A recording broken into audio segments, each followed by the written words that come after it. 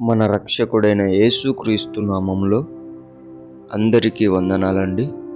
ఈరోజు దేవుని మాటలు కీర్తనల గ్రంథము 40వ అధ్యాయము 1వ వచనము. యెహోవా కొరకు నేను సహనముతో కనిపెట్టుకొంటిని, ఆయన నాకు చెవియొగ్గి నా మొర్ర ఆలకించెను. ప్రేమైన దేవుని బిడ్డలారా, ప్రార్థించే మనందరికీ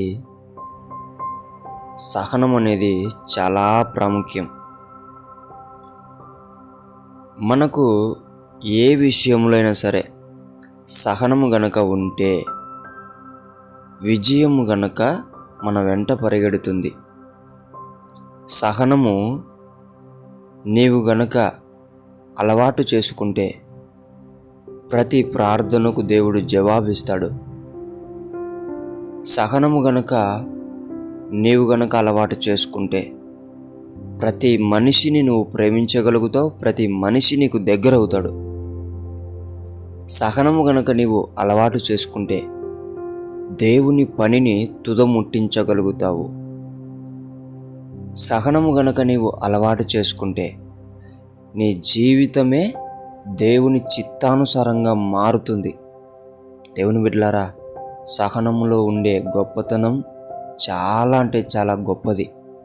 అందుకే దావీదు భక్తుడు చూడండి, సహనముతో దేవుణ్ణి కనిపెట్టుకున్నాడు. ఆయన ప్రతి ప్రార్థనకు జవాబులు పొందుకున్నాడు. అందుకే దేవుని బిడ్డలారా, సహనం కలిగి ఉండండి.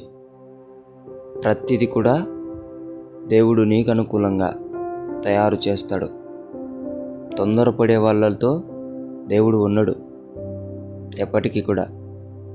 అందుకే దేవుని బిడ్డలారా, సహనం కలిగి ప్రార్థన చేయండి. సహనం కలిగి దేవునితో అడుగుజాడల్లో నడవండి. సహనం కలిగి ఉండటం వలన దేవుని చిత్తానుసారమైన మనసు దేవుడు నీకు ఇస్తాడు. దేవుడి మాటలను దీవించి 30 60 100 మన హృదయంలో ఫలింపజేయునుగాక. ఆమేన్. ప్రార్థించుకుందాం.